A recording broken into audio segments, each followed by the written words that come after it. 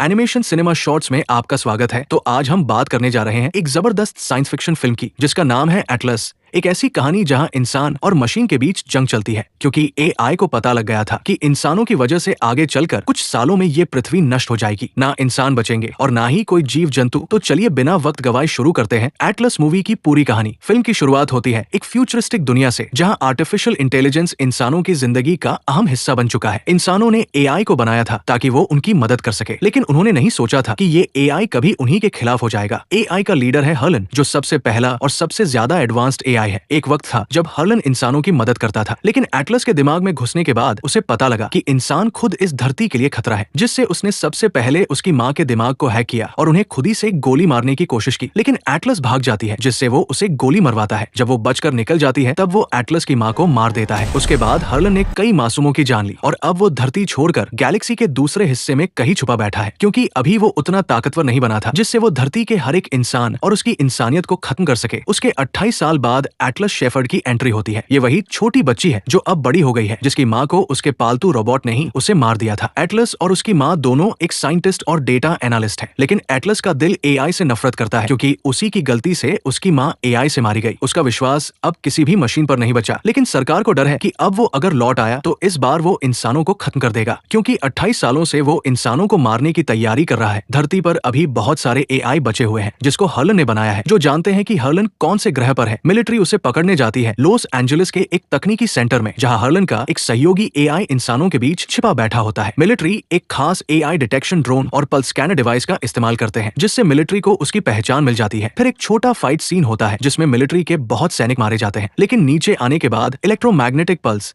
जो AI system को कुछ मिनट या घंटों के लिए बंद कर देता है, जिससे वो एआई पकड़ा जाता है। उसे लैब लाते हैं, जिसके बाद एटलस उसके डेटाबेस में छेड़खानी करके चली जाती है और हर्लन कौन से ग्रह पर है उसका पता लगा लेती है। पता चलते ही वो एटलस और उसके साथ एक छोटी सी मिलिट्री की टुकड़ी को भेज दिया जाता है, ताकि हर्लन को ट्रैक करके उसे खत्म किया जा सके। एटलस एक टीम के साथ एक स्पेसशिप में सफर करती है और पहुंचती है एक दूसरे ग्रह पर, जहां हर्लन छिपा है, GR39 गैलेक्सी में, यानी कि दूसरी गैलेक्सी में, जिसका नाम है एंड्रोमेडा। उस गैलेक्सी के ग्रह पर वो जाते हैं जहां हर्लन छिपा हुआ है। उस प्लैनेट का नाम है ग्रिफिन 3। लेकिन जैसे ही उनकी टीम लैंड करने वाली होती है, हर्लन की आर्मी उनके स्पेसशिप में हमला कर देते हैं। कर्नल जल्दी से एटलस को पकड़कर एक मशीन में डालते हैं। एटलस का इस ग्रह पर लैंड करने का कोई मिशन नहीं था, लेकिन इस हमले से बचने के लिए कर्नल को ऐसा करना पड़ा। लेकिन लैंड करने से पहले ही आधी टीम हवा में ही मारी जाती है। एटलस को इस मशीन का इस्तेमाल करना नहीं आता, जिससे एक टीम की लड़की उसे बचाने की कोशिश करती है, लेकिन वो भी मारी जाती है। जैसे तैसे करके क्रैश लैंडिंग होती है। यहाँ एटलस की मशीन ने कोई मूवमेंट या फायर नहीं किया था, जिससे सभी एआई को लगा कि शायद सब खत्म हो चुके हैं। होश आने पर एटलस अपनी टीम को खोजती है, लेकिन उसे सिर्फ लाशें दिखाई देती है और नष्ट हुए सारे मशीन। यहाँ एटलस को पता लगता है कि ये मैक सूट कोई आम मशीन नहीं, बल्कि उसके अंदर है एक एआई दिमाग, जिसका नाम है स्मिथ। अब एटलस को बचने और मिशन पूरा करने के लिए उस एआई पर भरोसा करना होगा, जिससे वो नफरत करती है। लेकिन एटलस इसके लिए राजी नहीं होती। लेकिन उन्हें पता लगता है कि एआई उनके चारों ओर है, जिससे स्मिथ एटलस को लड़ने की चेतावनी देता है। लेकिन एटलस उनसे लड़ना नहीं चाहती थी, जिससे वो हड़बड़ाहट में भागने लगती है और गिर जाती है, जिससे एआई उसे देख लेते हैं और उसे घेर लेते हैं, जिससे एटलस स्मिथ को कहती है आयरन बॉम्ब फायर करो।